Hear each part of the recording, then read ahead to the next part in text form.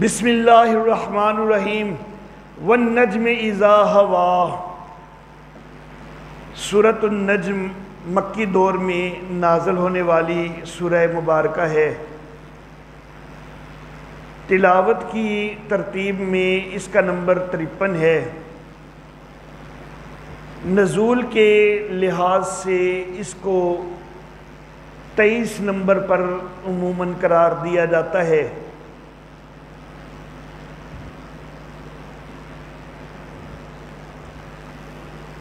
روایات سے معلوم ہوتا ہے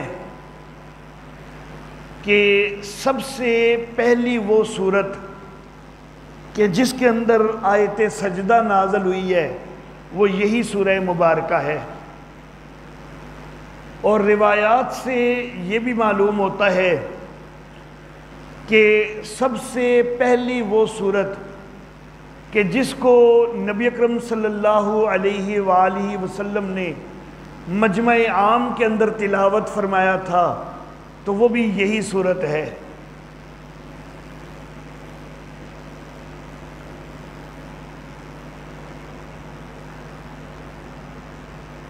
رجب 5 نبوی میں 12 مرد اور 4 عورتیں حبشہ کی طرف ہجرت کر گئے تھے۔ اس کے بعد رمضان، رجب میں یہ واقعہ پیش آیا ہجرت کا، اس کے بعد شعبان کا مہینہ گزرا اور پھر رمضان کا مہینہ آیا۔ رمضان کے مہینے میں یہ واقعہ پیش آیا کہ نبی اکرم صلی اللہ علیہ وآلہ وسلم آپ کے قریب کئی مشرکین بھی تھے اور کئی ایمان والے بھی تھے، تو اچانک نبی اکرم صلی اللہ علیہ وآلہ وسلم نے اس سورہ مبارکہ کی تلاوت شروع کر دی۔ غالب خیال یہی ہے کہ یہ اسی موقع پر نازل ہوئی تھی اور نبی اکرم صلی اللہ علیہ وسلم نے تلاوت کی، تو غالباً یہ رمضان 5 نبوی میں نازل کردہ ہے۔ مشرکین بھی ارد گرد تھے، لیکن اچانک جس وقت تلاوت شروع ہوئی اور رحمت کائنات صلی اللہ علیہ وسلم کی خوبصورت آواز اور میرے آقا صلی اللہ علیہ وسلم کا مسحور کن انداز اور قرآن حکیم کی تلاوت، تو یہ بالکل جو ہے ان کو احساس ہی نہیں ہوا کہ ہم تو اس چیز کی بڑی مخالفت کرتے ہیں، تو یہ بالکل ایسے کہ جیسے مکمل مگن ہو گئے ہوں تلاوت کے سننے میں، ادھر ادھر کا ان کو کوئی ہوش ہی نہیں رہا۔ تلاوت مکمل ہوئی، سورہ مبارکہ مکمل ہوئی، سورت کے آخر میں سجدہ تلاوت کا مقام ہے۔ نبی اکرم صلی اللہ علیہ وسلم نے سجدہ کیا۔ جو اہل ایمان تھے انہوں نے تو نبی اکرم صلی اللہ علیہ وسلم کی اتباع کرنی تھی، انہوں نے بھی سجدہ کیا، لیکن کچھ ایسی تاثیر پیدا ہوئی کہ جتنے مشرکین ارد گرد موجود تھے نا وہ بھی بے اختیار سجدے میں چلے گئے۔ صرف ایک بدبخت امیہ بن خلف ایسا تھا کہ جس نے سجدہ نہیں کیا، لیکن اس کے اوپر بھی بہرحال اتنا اثر ضرور ہوا کہ زمین سے اس نے تھوڑی سی مٹی اٹھا کے تو اپنی پیشانی پر لگائی اور کہنے لگا کہ میرے لیے اتنا ہی کافی ہے۔ تو گویا کہ کچھ نہ کچھ تو اثر ہوا تھا، تو تبھی مٹی اٹھانی پڑی اس کو۔ سجدے کا گویا کہ ایک انداز تو اس نے بھی اختیار کر لیا۔ یہ وہی بدبخت امیہ بن خلف ہے کہ جو حضرت بلال رضی اللہ تعالیٰ عنہ کو اذیتیں دیا کرتا تھا۔ تو بہرحال اس سارے واقعہ سے اس سورت کا زمانہ نزول وہ متعین ہو جاتا ہے کہ 5 نبوی کا رمضان کا مہینہ ہے جس میں یہ سورہ مبارکہ نازل ہوئی ہے۔ جب سارے لوگوں نے یہاں پر سجدہ کر لیا نا تو یہ اطلاع حبشہ تک پہنچی، لیکن کئی دفعہ یہ ہوتا ہے کہ بات کچھ اور ہوتی ہے مختلف افراد سے ہوتے ہوتے جب دوسرے علاقے تک پہنچتی ہے تو اس کی صورتحال کافی بدل چکی ہوتی ہے۔ تو ہوا تو صرف یہ تھا کہ انہوں نے ایک بے اختیار سجدہ کیا تھا، لیکن حبشہ تک جو بات پہنچی تو وہ یہ پہنچی کہ مکہ والوں نے اسلام قبول کر لیا ہے۔ تو حبشہ کے اندر جو مسلمان گئے ہوئے تھے 12 مرد اور 4 عورتیں، تو انہوں نے خیال کیا کہ جب مکہ والے مسلمان ہو گئے ہیں تو اب ہمیں یہاں پر رہنے کی ضرورت کوئی نہیں، چنانچہ وہ واپس آ گئے۔ لیکن یہاں پر جب آ کے حالات دیکھے تو حالات تو پہلے سے بھی زیادہ تلخ ہو چکے ہوئے تھے۔ پھر اگلے سال نبوت کے 6 سال میں 82 یا 83 مرد اور 18 یا 19 عورتیں، تو انہوں نے بھی جو ہے وہ حبشہ کی طرف ہجرت کی۔ سن 5 نبوی والی حبشہ کی جو ہجرت ہے اس کو ہجرت حبشہ اولیٰ کہا جاتا ہے، اور 6 نبوی والی ہجرت کو ہجرت حبشہ ثانیہ کہا جاتا ہے۔ سورت کا گزشتہ سورت سے ربط، اس سورت کا گزشتہ سورت سے ربط مختلف انداز میں ہے۔ ایک انداز یہ کہ سورہ طور کے اندر یہ بات فرمائی گئی کہ اللہ کا عذاب آ جائے گا تو نہ کوئی بھاگ سکے گا نہ کوئی چھڑا سکے گا۔ اب یہ جو سورہ مبارکہ ہے اس کے اندر ترقی کر کے یہ فرمایا جا رہا ہے کہ کئی لوگ ملائکہ کو شفیع غالب قرار دیتے ہیں، کئی اور دیگر معبودان باطلہ ان کے متعلق یہ اعتقاد رکھتے ہیں کہ وہ شفیع غالب ہیں، وہ زبردستی چھڑا لیں گے، لیکن وہاں پر چھڑا لینے والا کوئی بھی نہیں ہوگا، شفیع غالب کوئی نہیں ہوگا۔ تو ایک تو یہ ربط ہو گیا۔ دوسرا ربط یہ کہ گزشتہ سورت جو ہے سورہ طور، اس کے اندر حشر و نشر کا، جزا و سزا کا تذکرہ ہوا، یہ بیان ہوا کہ کوئی بھی بچ نہیں سکے گا۔ اور اب یہ جو سورۃ النجم ہے اس کے اندر دنیا کے فنا ہو جانے کا تذکرہ ہو رہا ہے۔ پہلی سورہ مبارکہ سورہ طور، اس میں حشر نشر وغیرہ کا، آخرت کا تذکرہ ہے جو کہ بعد کی چیز ہے۔ یہ جو سورۃ النجم ہے اس میں دنیا کے فنا ہونے کا تذکرہ ہے اور یہ پہلے کی چیز ہے۔ تو پہلی سورت میں بعد کی ایک چیز ذکر ہوئی ہے اور بعد والی سورت میں پہلے کی ایک چیز ذکر ہوئی ہے۔ تیسرا ربط یہ کہ گزشتہ سورت کے اندر جو چیزیں بیان ہوئی کہ حشر نشر ہوگا، جزا و سزا ہوگی، کوئی خود کو چھڑا بھی نہیں سکے گا، بھاگ بھی نہیں سکے گا، کسی کو بھی چھڑا کوئی نہیں سکے گا، تو یہ جو ساری باتیں نبی نے کہی ہیں نا، تو یہ نبی نے کوئی اپنے پاس سے باتیں بنا کے نہیں کہہ دی، بلکہ یہ نبی کے اوپر وحی نازل ہوتی ہے۔ تو اب اس سورہ مبارکہ کے اندر نزول وحی کے لیے شاہد جو ہے وہ بیان ہوا ہے۔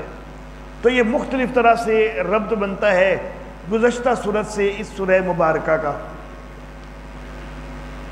سورت کا خلاصہ، سورت کی ابتدا میں ایک شاہد ذکر ہوا ہے، جو شاہد یا تو فنائے عالم کے حوالہ سے ہے اور یا پھر صداقت رسول کے حوالہ سے ہے۔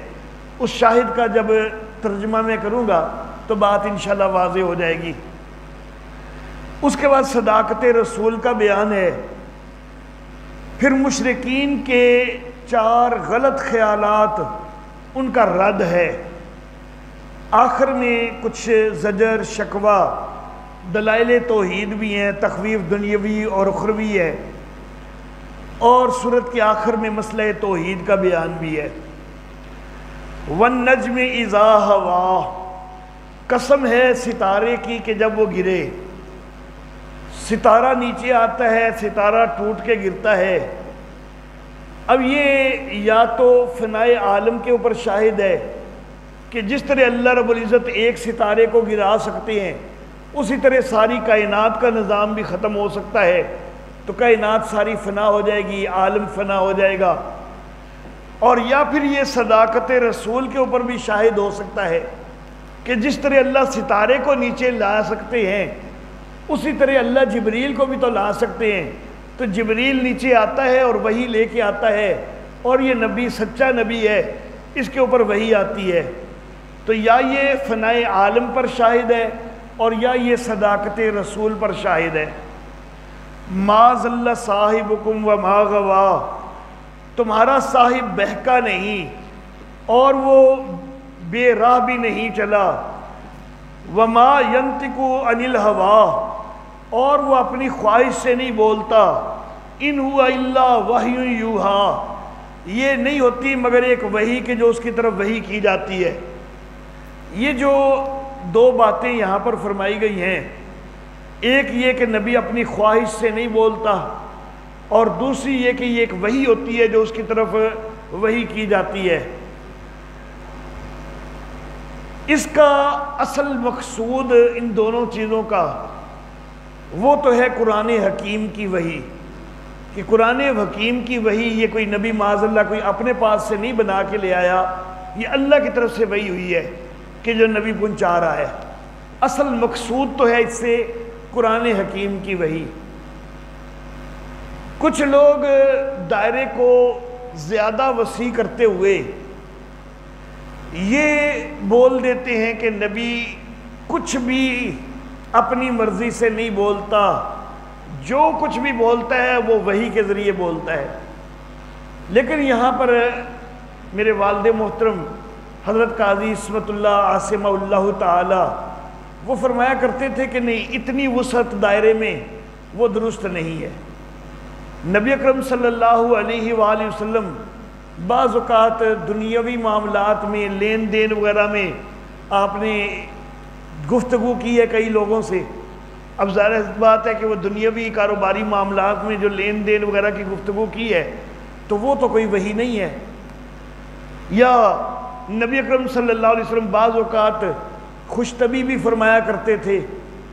اس خوش طبی کے اندر بھی جھوٹ کی آمیزش تو نہیں ہوتی تھی، لیکن بہرحال اس کو وحی بھی تو نہیں کہا جا سکتا. مذاق میں بات کر دیتے تھے نبی اکرم صلی اللہ علیہ وسلم بعض اوقات.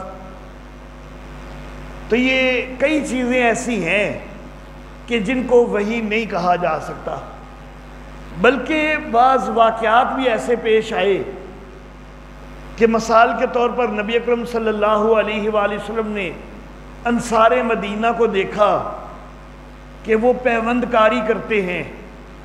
تو نبی اکرم صلی اللہ علیہ وسلم نے کہا کہ یہ پیوند کاری کیوں کرتے ہو درختوں کی؟ انہوں نے کہا کہ جی یہ پیوند کاری کریں تو پھر پھل زیادہ آتا ہے. نبی اکرم صلی اللہ علیہ وسلم نے کہا کہ مجھے تو ایسا کوئی نہیں لگتا، اس دفعہ بھلا نہ کرو تم. تو انہوں نے پیوند کاری اس سال نہیں کی اور پھل کم آیا. انہوں نے نبی اکرم صلی اللہ علیہ وسلم سے عرض کیا کہ آقا آپ کے کہنے پر ہم نے جو ہے وہ پیوند کاری نہیں کی تھی تو پھل تو کم آیا ہے.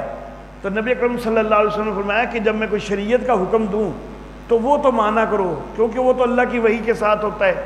لیکن جس وقت میں اپنی رائے سے کوئی بات کروں تو اس میں پھر تم دیکھ لیا کرو.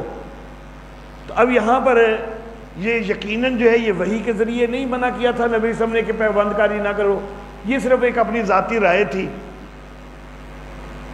تو بعض اوقات نبی وہ کچھ ایسے الفاظ بھی بولتا ہے جو وحی نہیں ہوتے.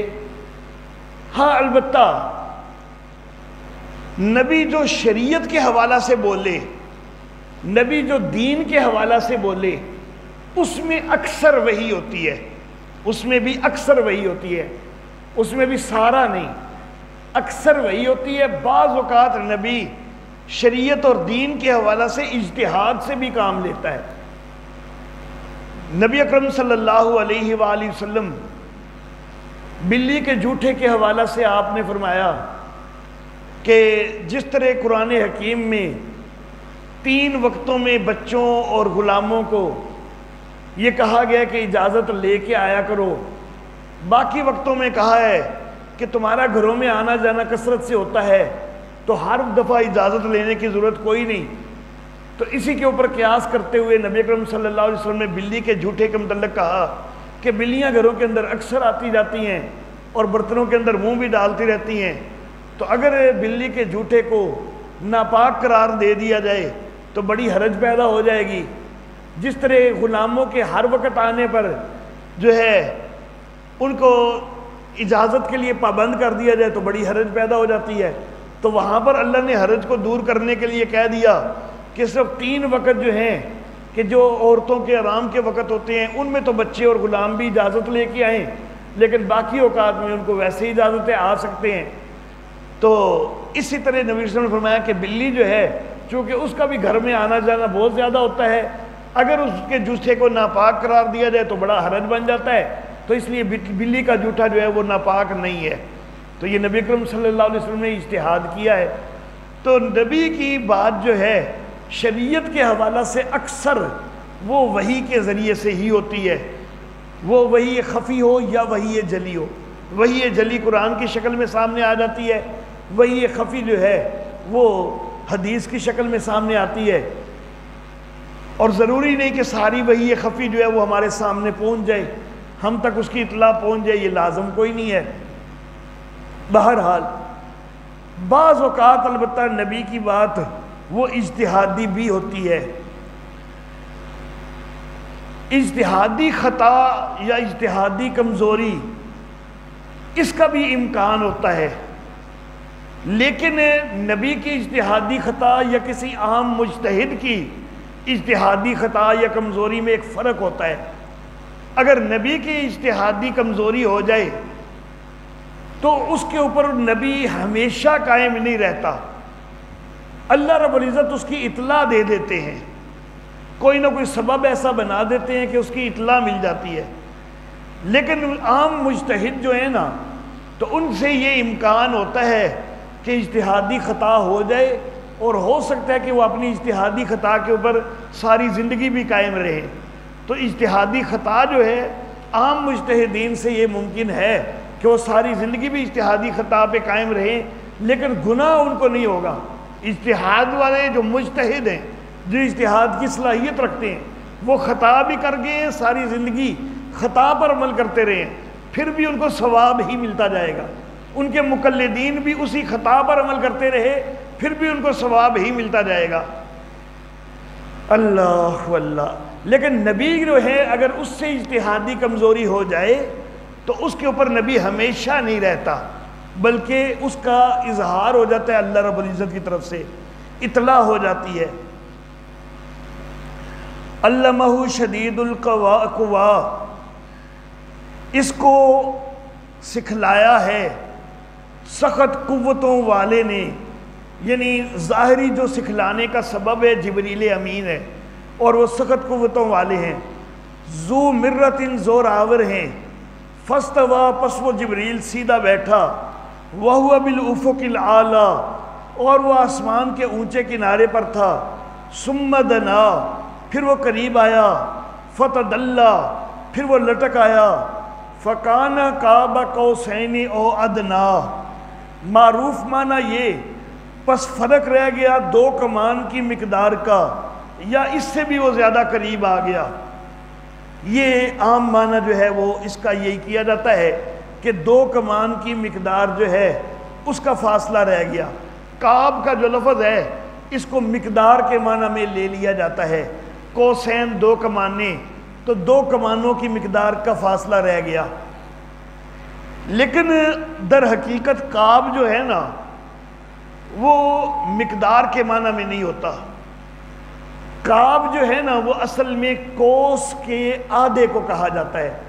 کمان کا جو آدھا حصہ ہے وہ 1 کعب ہوتی ہے، اور کمان کا جو دوسرا آدھا ہے وہ دوسری کعب ہوتی ہے. تو گویا کہ 1 کمان جو ہے وہ 2 کعبوں پر مشتمل ہوتی ہے. تو 1 کمان 1 کوس، اس کے اندر 2 کعبیں ہوتی ہیں. تو یہاں پر اصل تھا کہ فَكَانَ قَابَ قَوْسٍ، کہ 1 کوس کی 2 کعبوں کے فاصلے پر رہ گئے، یعنی صرف 1 کمان کے فاصلے پر، 2 کمانوں کا بھی فاصلہ نہیں. او ادنا، یا اس سے بھی زیادہ نزدیک آگے. معروف معنی اگرچہ یہی کیا جاتا ہے کہ 2 کمانوں کے فاصلے پر یا اس سے قریب، لیکن حقیقی معنی جو یہ بنتا ہے وہ 1 کمان بنتا ہے، کہ کمان کی 2 کعبوں کے فاصلے پر آگے. کمان کی دو کعبیں، وہ ایک ہی کمان کی دو کعبیں ہوں گی تو گویا کہ فاصلہ ایک کمان کا ہو گیا، اور ایک کمان سے بھی او ادنا یا اس سے بھی نزدیک۔ فَأَوْحَا إِلَىٰ عَبْدِهِ مَا أَوْحَا، فَأَوْحَا پس وحی کی اس جبریل نے، إِلَىٰ عَبْدِهِ اللہ کے بندے پر، ضمیر کا مرجع جو ہے یہاں پر اللہ کے بندے کی طرف ہوگا، اوہا وحی کی، وحی کرنے والا جبریل، إِلَىٰ عَبْدِهِ اللہ کے بندے پر، ما اوہا جو اللہ نے وحی کی تھی۔ پہلا اوہا جو ہے اس کا فاعل جبریل، اور یہ جو دوسرا اوہا ہے اس کا فاعل اللہ، جو اللہ نے وحی کی جبریل کو، تو جو اللہ نے جبریل کو وحی کی تو جبریل نے آگے نبی اکرم صلی اللہ علیہ وسلم تک پہنچائی۔ فَأَوْحَا إِلَىٰ عَبْدِهِ پس جبریل نے وحی کی اللہ کے بندے کو، جو کہ اللہ نے وحی کی جبریل کو، مَا كَذَبَ الْفُعَادُ مَا رَآ دل نے کوئی جھوٹ نہیں کہا اس کے متعلق کہ جو اس نے دیکھا۔ جبریل امین اپنی اصل شکل میں نظر آئے، آسمان کے کنارے پر بیٹھے ہوئے نظر آئے، قریب ہوئے، اتنا قریب ہوئے کہ ایک کوس کا فاصلہ رہ گیا، ایک کمان کا فاصلہ یا اس سے بھی کم فاصلہ ہو گیا، تو اس حالت میں جبریل کو دیکھا ہے، اصل شکل میں دیکھا ہے، دل نے کوئی جھوٹ نہیں کہا۔ أَفَتُمَارُونَهُ عَلَىٰ مَا يَرَىٰ تو کیا تم اس سے اس کے متعلق جھگڑتے ہو جو اس نے دیکھا ہے۔ وَلَقَدْ رَآهُ نَزْلَةً أُخْرَىٰ اور اس نے اس کو ایک اور دفعہ بھی دیکھا۔ جبریل امین کو نبی اکرم صلی اللہ علیہ وسلم نے ایک دوسری دفعہ بھی دیکھا۔ وہ جو پہلی دفعہ دیکھنے کا تذکرہ ہے نا، وہ سورہ مدثر کی جب آیتیں نازل ہوئی ہیں تو وہ اس وقت کا تذکرہ ہے۔ غار حراء کے اندر جو پہلی وحی آئی تھی وہ انسانی شکل میں جبریل آئے تھے۔ نبی اکرم صلی اللہ علیہ وسلم کے دل میں ایک خیال ضرور آیا تھا بعد میں کہ جبریل کبھی اصل شکل میں بھی آئے، تو پھر سورہ مدثر کی جب آیتیں نازل ہوئیں تو جبریل اصل شکل میں جو ہے وہ آسمان کے کنارے پر نظر آئے تھے۔ تو پہلی وحی جو ہے وہ پہلی دفعہ جو دیکھا اصل شکل میں تو وہ ہے۔ دوسری دفعہ معراج کی رات میں جب سدرۃ المنتہا پہ پہنچ گئے ہیں، اب یہاں پہ سدرۃ المنتہا سے آگے جبریل نے نہیں جانا تھا، نبی اکرم صلی اللہ علیہ وسلم نے آگے اکیلا جانا تھا۔ یہاں جبریل امین اپنی اصل شکل میں سامنے آئے، اور البتہ تحقیق اس کو دیکھا ایک دوسری دفعہ بھی سدرۃ المنتہا کے پاس، کہ جس کے پاس رہنے کی جنت ہے، جبکہ چھا رہا تھا بیری کے اوپر جو چھا رہا تھا، ما زاغ البصر نظر بہکی نہیں، وما طغا اور نہ حد سے بڑی، یعنی نبی کی نظر نے جو کچھ دیکھا تو وہ بالکل درست دیکھا، نظر کوئی بہکی نہیں ہے، کوئی حد سے بڑی نہیں ہے۔ تو جبریل امین کو جو ہے وہ دیکھا ہے۔ لقد رأى من آیات ربہ الکبریٰ جبریل کو بھی 2 دفعہ دیکھا ہے، اور نبی نے اپنے رب کی بڑی بڑی نشانیوں کو بھی دیکھا ہے۔ افرأیتم اللات والعزیٰ نیچے لکھ لیں پہلے باطل خیال کا رد۔ خلاصہ ذکر کرتے ہوئے میں نے کہا تھا 4 باطل خیالات کا رد ہوگا، تو یہ پہلے باطل خیال کا رد۔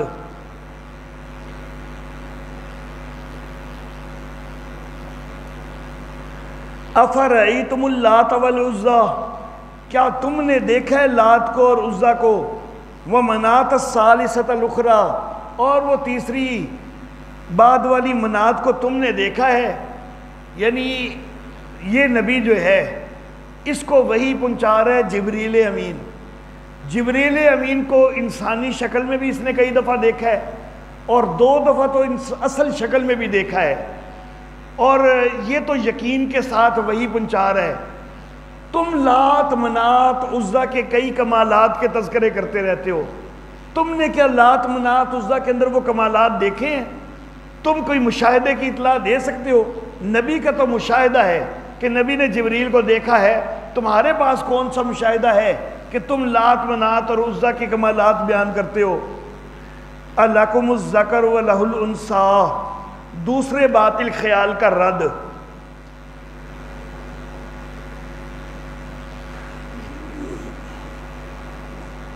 لات، عزا اور منات جو تینوں ہیں نا، یہ دیویاں تھیں ان کی، اور ان کو یہ خدا کی بیٹیاں کہتے تھے۔ جس طرح فرشتوں کو بھی خدا کی بیٹیاں کہتے تھے نا، تو لات، منات اور عزا یہ تینوں مؤنث بت ہیں، اور ان کو بھی جو ہے نا یہ خدا کی بیٹیاں قرار دیتے تھے۔ تو کیا تمہارے لیے نر اور اس اللہ کے لیے مادہ؟ تلک اذن قسمۃ ضیزیٰ، یہ تو پھر بڑی بھونڈی تقسیم ہے۔ ان ہی الا اسماء سمیتموہا، یہ نہیں ہے بس کچھ نام، مگر کچھ نام جو کہ تم نے نام رکھ لیے ہیں، تم نے اور تمہارے آبا نے۔ جس طرح دور حاضر میں بھی نام رکھ لیے جاتے ہیں کہ جی یہ داتا ہیں، یہ گنج بخش ہیں، یہ جو ہے لجپال ہیں، حالانکہ یہ سارے نام جو ہیں یہ تو اللہ کے ہیں، یہ سارا کچھ کرنے والا تو اللہ ہے، لیکن لوگ دوسروں کے نام رکھ لیتے ہیں۔ تو یہ نام رکھے ہیں جس صرف تم نے، اور ان کی کوئی حقیقت نہیں، تم نے نام رکھ لیے، تمہارے آبا نے نام رکھ لیے۔ ما انزل اللہ بہا من سلطان، اللہ نے ان کے متعلق کوئی دلیل نازل کوئی نہیں کی۔ ان یتبعون الا الظن، وہ نہیں پیروی کرتے مگر گمان کی۔ وما تہوی الانفس، اور اس کی پیروی کرتے ہیں کہ جو ان کا جی چاہتا ہے۔ وَلَقَدْ جَاءَهُم مِّن رَّبِّهِمُ الْهُدَىٰ، اور البتہ تحقیق آ گئی ان کے رب کی طرف سے ہدایت۔ أَمْ لِلْإِنسَانِ مَا تَمَنَّىٰ، تیسرے باطل خیال کا رد، تیسرے باطل خیال کا رد۔ ان کا یہ خیال ہوتا تھا کہ جی ہمارے جو معبود ہیں نا، ہم ان سے مانگتے ہیں تو دنیا میں بھی وہ ہمارے کئی کام اللہ سے کروا دیتے ہیں، اور اگر قیامت قائم ہوئی نا، اول تو وہ کہتے تھے کہ ہم قیامت کو قائل ہی کوئی نہیں، لیکن چلو اگر قائم ہو بھی گئی نا تو یہ ہمارے سفارشی ہو جائیں گے اور ہمیں چھڑا لیں گے۔ تو اللہ فرماتے ہیں کہ کیا انسان کے لیے وہ سارا کچھ ہو جاتا ہے کہ جو وہ آرزویں کرے؟ انہوں نے آرزویں بنائی ہوئی ہیں کہ یہ دنیا میں بھی ہمارے کام کروا لیتے ہیں، آخرت میں بھی ہمیں چھڑا لیں گے۔ جھوٹی خواہشیں ہیں، جھوٹی آرزویں ہیں۔ فَلِلَّهِ الْآخِرَةُ وَالْأُولَىٰ، آخرت اور دنیا یہ سب اللہ کے قبضے میں ہے، اللہ کے اختیار میں ہے، کوئی شفیع غالب نہیں ہے کہ جو زبردستی چھڑوا سکنے والا ہو۔ وَكَم مِّن مَلَكٍ فِي السَّمَاوَاتِ، دیکھتے نہیں کہ کتنے فرشتے ہیں آسمانوں میں۔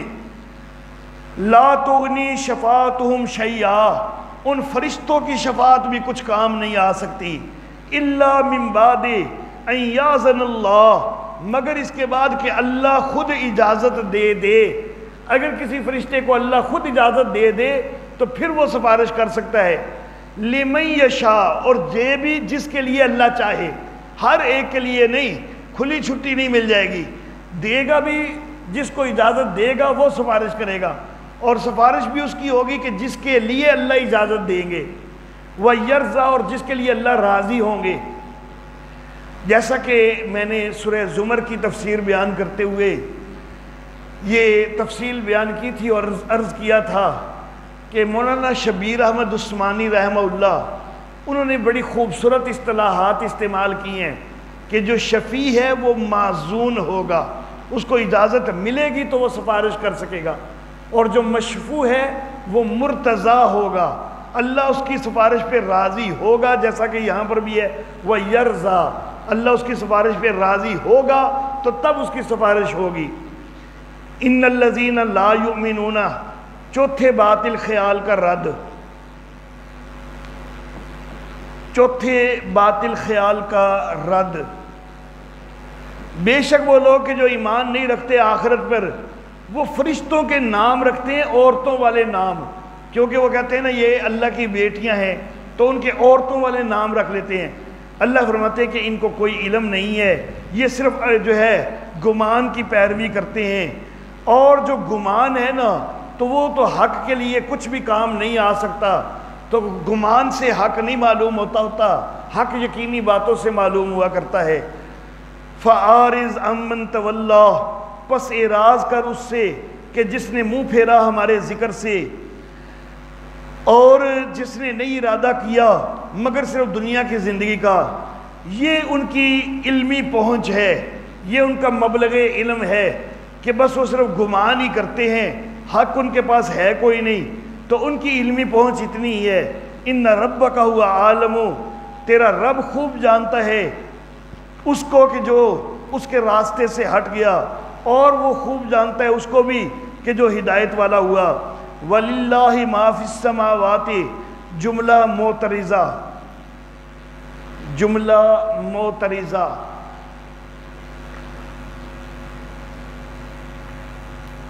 یہاں پر پیچھے دو جملے آئے ہیں کہ ان ربک هو عالم بمن ضل عن سبیلہ، اس جملے کے اوپر ایک تفریع آگے آنی ہے۔ اسی طرح دوسرا جملہ ہے وَهُوَ عَالِمٌ بِمَنِ اهْتَدَىٰ، اس کے اوپر بھی ایک تفریع آگے آنی ہے، لیکن ان دونوں کے اوپر جو تفریع آنی ہے اس سے پہلے جملہ معترضہ کے طور پر یہ ذکر کیا کہ اللہ ہی کے لیے جو کچھ آسمانوں میں اور زمین میں ہے۔ اب وہ دونوں جملوں کے اوپر تفریع آ رہی ہے، لِيَجْزِيَ الَّذِينَ أَسَاءُوا بِمَا عَمِلُوا، تاکہ بدلہ دے ان کو کہ جنہوں نے برائی کی ان کے اعمال کا۔ تو اس کے نیچے لکھ لیں عالم بمن ضل عن سبیلہ، جو کہ پچھلی آیت کے اندر لفظ ہیں، عالم بمن ضل عن سبیلہ پر تفریع،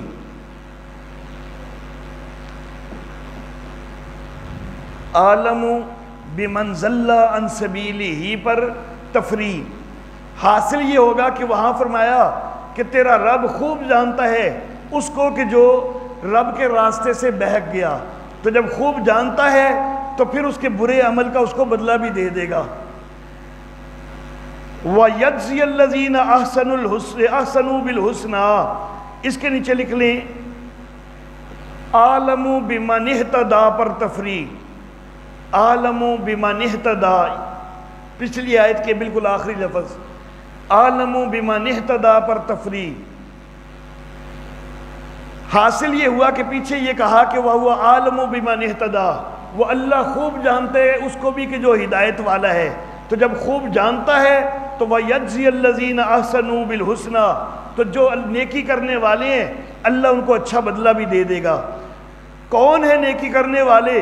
الَّذِينَ يَجْتَنِبُونَ كَبَائِرَ الْإِثْمِ، جو کہ اجتناب کرتے ہیں بڑے گناہوں سے، والفواحش، اور بے حیائی کے کاموں سے وہ اجتناب کرتے ہیں، الا اللمم، ہاں البتہ اگر کچھ آلودگی ہو جائے، بڑے گناہ نہیں کرتے، بے حیائی کا کام زنا نہیں کرتے، لیکن کچھ آلودگی ہو جائے، نگاہ سے کوئی خرابی ہو جائے، کوئی ہاتھوں سے گناہ ہو جائے، پاؤں گناہ کی طرف چل کے چلے جائیں، کوئی چھوٹی موٹی اس طرح کے معاملات ہو جائیں،